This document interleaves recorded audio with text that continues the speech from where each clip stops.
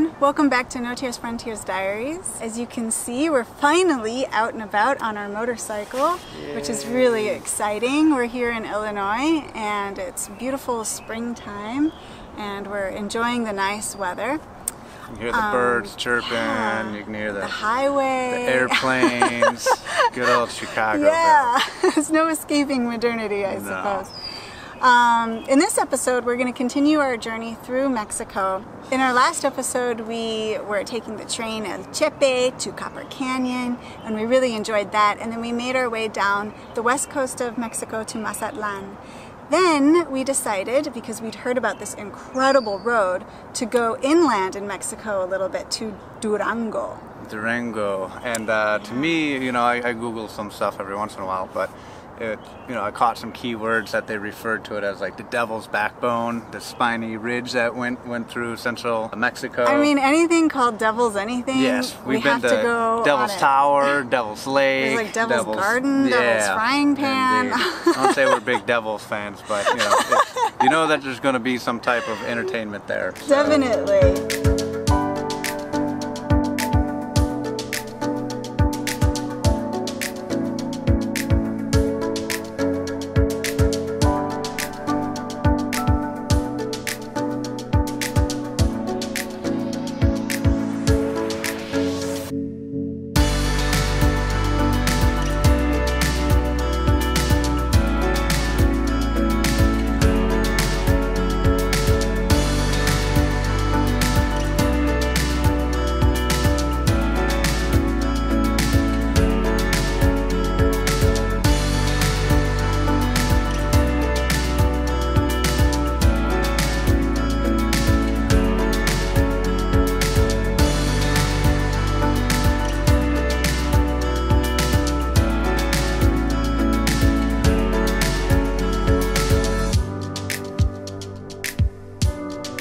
This road is supposed to have like 115 bridges or something crazy. It's a new road between Mazatlan and Durango, and it has like 60-something tunnels. Crazy. It's just incredible. I mean, so you're in like this sky road, right? The Skyway, and it just twists and turns around, and what comes into view are these big suspension bridges that look like, you know, the mast of some Spanish galleon or something in the distance, and then to get to where it is in the distance, you go through these tunnels that it's bright as bright day out, and then I have my little Tom Cruise Top Gun visor on my helmet, like kind of like a sun visor. Yeah, and as soon as you go into tunnels, I mean, it's just the world goes black.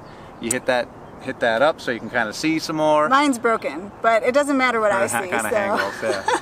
As long as you're able to see in the tunnels and outside of the tunnels. You know, in some of these tunnels, you enter and you can already see the end. And then there's other tunnels where... I don't like that. I mean, I just don't like the tunnels in general. Oh, I loved it. It's scary. Like, I'm not usually very claustrophobic, but just the idea that you're underneath a mountain and there's these only two ways out. This is where yeah, but the dwell. Mines of Moria, that turned out to be very bad. Yes.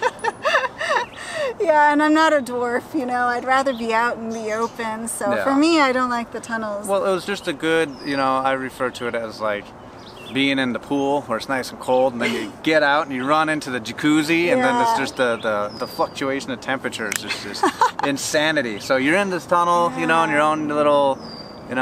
for all intents and purposes, like a cave zone that you're going through, and then here's the world again. Crazy awesome bridge, big smiles, lovely scenery, back into a tunnel again to kind of reset your senses, and that happened 100 times on this road to Durango. Amazing. It was absolutely amazing. It was such a cool road. Yeah. We ended up in... Was it Durango or Zacatecas? Which one was first? So it was kind of like this line of 3 colonial cities that we knew were going to be really pretty, and they were. It goes Durango, Zacatecas, Aguascalientes. Yes. And we stopped in each one overnight. It was so nice.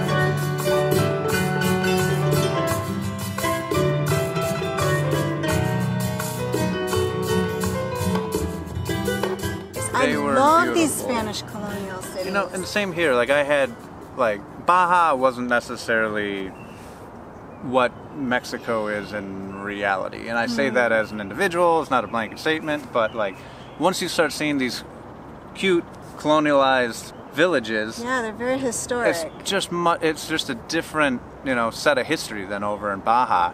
And each one had a beautiful little cathedral. They're built very pedestrian friendly because they're so old. Yeah. And you really do feel like this old world vibe. Now obviously the Spanish and the colonization of Mexico has its own problems, but I do really appreciate those old cities and the architecture of the old quarters. It's just something that we don't have a lot of in the United States. We don't have things that are that old now. Yeah. Indeed. You know, and we walked into some of the churches Marisa enjoys. I do. I some like of the finer art and stuff. I like to look at the beautiful art and sculptures.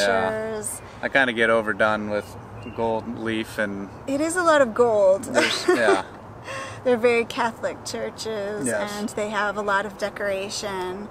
But I do really like that, and you can always find at least one big church in these cities. Yeah, every block.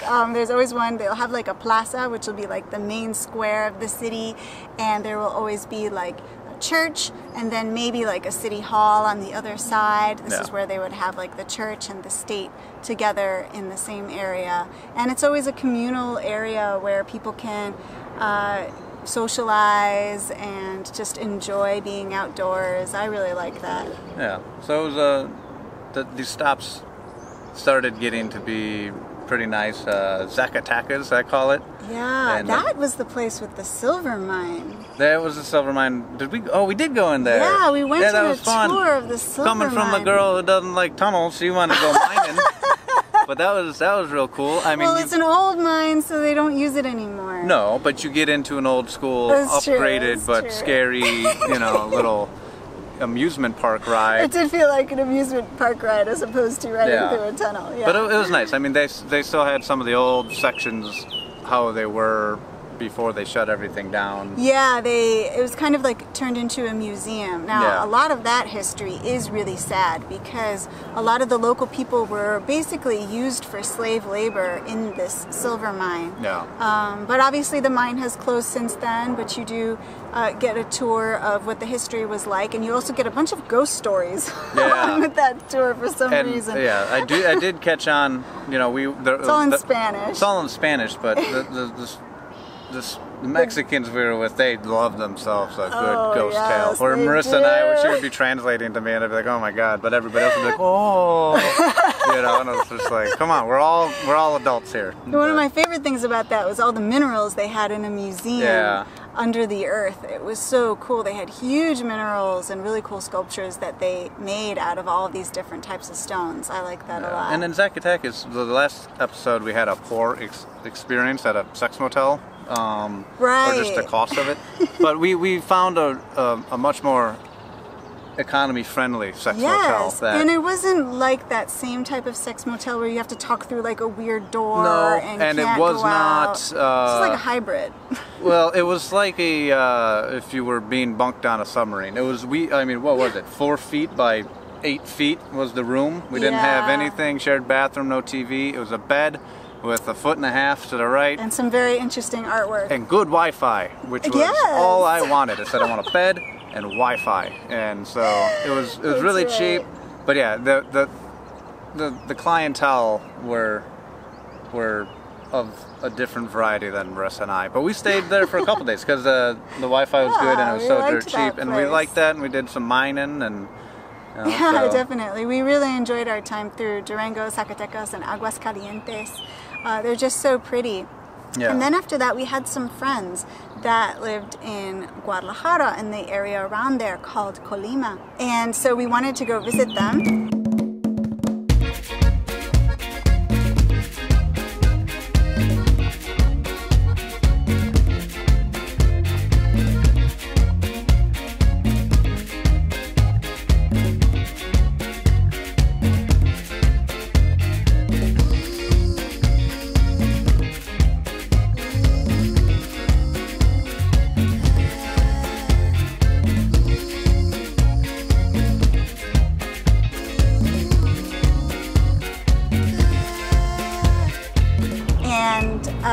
Guadalajara, I think, is Mexico's second largest city, and Mexico City is the largest city. It's the capital city, and it's absolutely enormous. I mean, it's rated one of the largest cities in the world all the time, and Guadalajara is almost as big. It's quite large as well. Yeah, it's pretty overwhelming. In general, we know that we're not big fans of riding around in big cities. Yeah. Some people really enjoy that, but for us, we just don't like the big cities as much as the countryside. Outskirts. I mean, the big cities are where the traffic is, the high prices are, the pollution is, the crime, you know, so... But I mean, we're from friends in Chicago, and so I completely aware that the United States is equal opportunity when it comes to crime. Yes, that is true. And that kind of brings us to an interesting point, because a lot of people, when we were telling them when we were in the States that we're going to be riding a motorcycle through Mexico, they would be shocked and horrified. Yeah, they were very concerned for our well-being. Yes. You know, some of them would ask if we would, going to bring arms, if we're going to bring a gun. Yeah. Which is not advisable. Not advisable across a border. Across any the border. No. That can get you into some tricky situations. Right. But I mean, I started to get worried about it too. Well, in that same breath, now that we've been through Baja, which was kind of a, stepping stone. A stepping stone. But we'd been in Mexico for long enough that I was getting a pretty good taste of the vibe. We were on the coast, we were inland, we went through a bunch of little quaint towns. Now we were in a big city. And this was well before Ewan and Charlie did a long way up. Right. But just in comparison, because we just watched that movie, excellent. They really inspired us. It's a show, whatever. It's a mini-series, so if you watch them all together, it's a movie.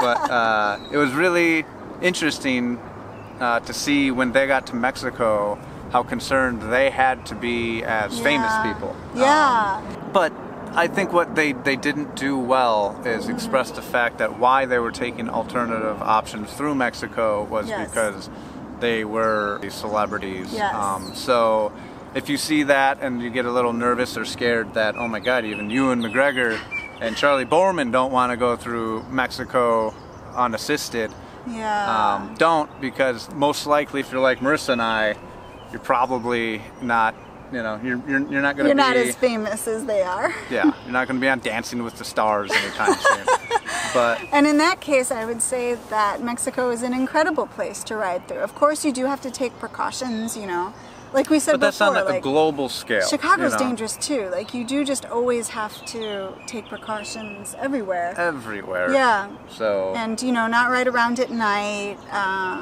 Get as many contacts as you can. Contact motorcycle associations. Yeah, there's a lot of, dealerships. And I heavily leaned on Facebook, not to try to... I was just making contacts, right? Yeah. Facebook provides a good community. There's even like a Pan-American riders group, and once you start hitting some dominoes, everything comes together really nice. But always good to have contacts. I'd say. And a lot of people reach back out to you, very excited that they might be following you along. They might just an American in their small town is pretty exciting for some people. Or even just a local person, like in a motorcycle group there, So we took advantage of that plenty of times, but that's always good in case something were to break down and you don't know the immediate area very well, or contacts are fixing your bike. Thankfully, we hadn't had to use that, but that is another... Also to find like good roads. They'll know what areas are better to ride through than other areas. Yeah, and you're building a community, a friendship, and a safety net, if you will, far away from home. Yeah. And so, not to knock Ewan and Charlie down any tiers or anything, but after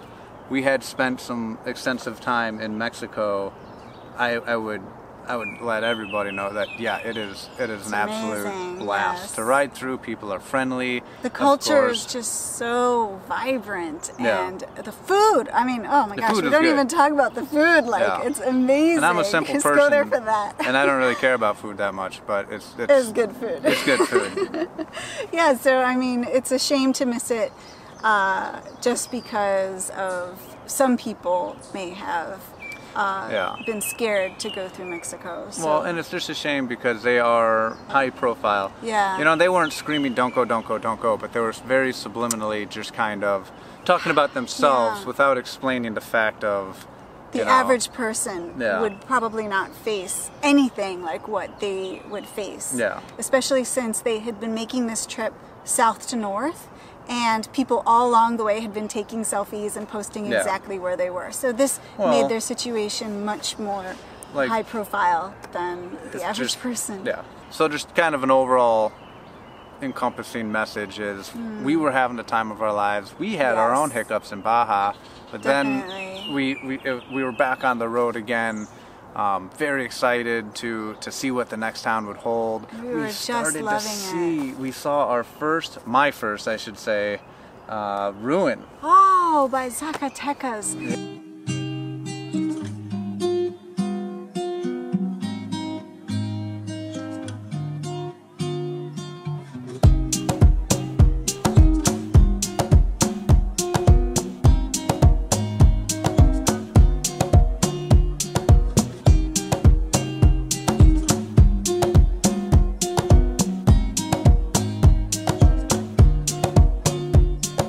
The first Mesoamerican ruin that we came across was called La Quemada, which means the burnt. And it's this beautiful temple structure that's really tall. I don't know exactly what group of Mesoamerican people built it. It means the burnt? Yeah. That is like a horror movie. Not like the burnt person, but that it had been burnt in a fire at some point in time. Right. I mean, it's a Spanish word, so we don't know what the name was to the people, the original people that had been there. Yeah. But they built not just these huge pyramids, that was but really like cool. A whole temple area. And it wasn't pillars. very well known. Yeah, well, there wasn't a lot of people there. I think there was like a school bus of children that we can hear always a couple hundred yards ahead of us. But there's one of these pyramids in the middle of a courtyard, you know, and I'm in my motorcycle boots, and I didn't take my pants off. I took my coat off, but that's an easy. I didn't either. Like, why did we do that? Why didn't we just take off all the hot climbing ruins in your motorcycle gear? In the middle of Mexico. Highly disadvised. Not fun. Unadvised. Yeah, definitely. Yeah, blisters, heat, sweating, not good at all. But that was horrible. It still outweighed Yeah. by the excitement and awesomeness that we were around. We were walking through like where they used to live. Yes. Everything doesn't have roofs anymore because way back when there was wooden structures with hay or thatched roofs. Yeah, but you can just imagine what it was like back then and what the people were like, and that you're walking in the same paths that they would walk. I mean, it's just incredible. And I think at that moment we first realized how much we like ruins. Oh yeah. And this was just the beginning of all the Mesoamerican ruins that we were going to see. And so this just was like, we're going to see them all, like every single one we come across. A lot of people get burnt out on ruins, and I knew from the very first one, I was like, this is it. We're very lucky we and both, Indiana Jones. Yeah, we both really like it. Yeah, so it's fun to explore around, put your hands on the same stones as someone did. Yeah. So that was beautiful views. Exciting, and that made me go back home and Google and start tacking on all these other different ruins that were around. Where was that? That was Zacatecas? That was by Zacatecas. And then from there we went to Aguascalientes and finally to Guadalajara. Guadalajara actually has a funny story about its name. So in Arabic, it comes from Arabic because it comes from Spain. And in Arabic, it actually comes from the word Wadi al-Khara, which means the valley of... Can't say poop. The valley of poop. The valley of poop. Valley of poop. So that's special. That's interesting. We saw very little bleep. No, obviously the cities of Guadalajara have nothing to do with that anymore. Why would they name them that? They're like, oh, that's a pretty name. I don't know. I guess the river was muddy or something, you know? I don't know. That's why I asked you, because it's a very odd That's where the name comes from. But yes, so I think that's where we're going to stop this episode. Yeah, I feel like we've bleeped ourselves enough times that you probably muted your TV by now. If you did, please give us a big thumbs up and hit the subscribe button below. And we will see you next time. We'll try not to swear as much. And she's a sailor, I tell you. Alrighty guys, be safe.